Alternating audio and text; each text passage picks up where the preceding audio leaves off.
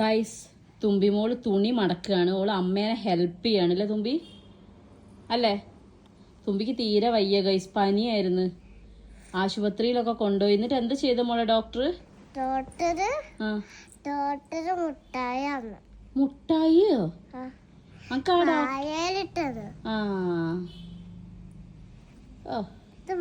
അതല്ല തുമ്പിയെ, ഡോക്ടർ എനിക്ക് നല്ല ഇഷ്ടായി എന്നൊക്കെ പറയുന്ന കേട്ടല്ലോ അച്ചച്ചേ.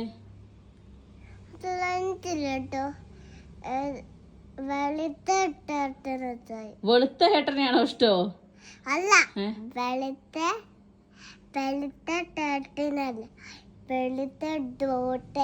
ഓ, വെളുത്ത ഡോക്ടറെയാണോ ഒക്കെ ഇഷ്ടായത് ഗൈസ്?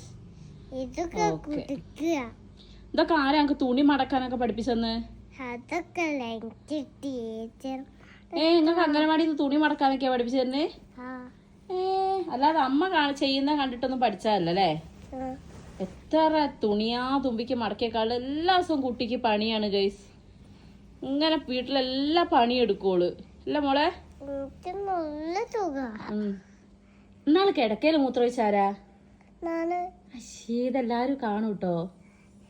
അതില്ലേ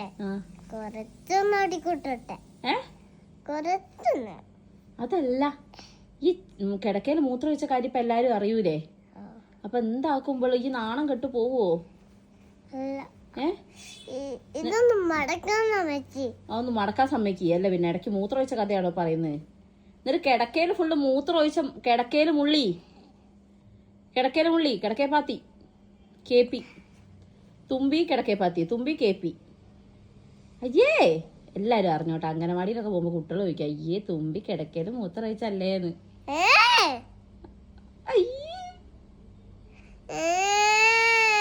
അപ്പൊ എനിക്ക് പ്രശ്നമുണ്ട് അല്ലേ? ഓക്കെ, ഞാൻ ആരോടും പറയില്ല കേട്ടോ. ഓക്കെ, ടീച്ചറോടൊന്നും പറയല്ലേ? ഇല്ല, ആരോടും പറയില്ല. അവരോടും പറയാം, ആരോടും പറയരുത് എന്ന്.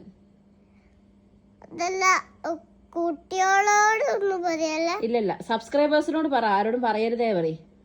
ആരോടും പറയല്ലേ? അതിന്റെ ഇടയിൽ കൂടെ ലൈക്ക് ചെയ്യണേ, സബ്സ്ക്രൈബ് ചെയ്യണേന്ന്. എന്റെ അമ്മച്ചിയെ എപ്പോ ചെയ്യണോ ഞാന്? അതന്നെ. അപ്പൊ തുണി മടക്കട്ടെ ഗൈസോളൂ. ഓളോളെ പണിയൊക്കെ ഒന്ന് തീർത്ത് വെക്കണം, എന്നിട്ട് വേണം ഒന്ന് കിടക്കാൻ. അല്ല മോളെ?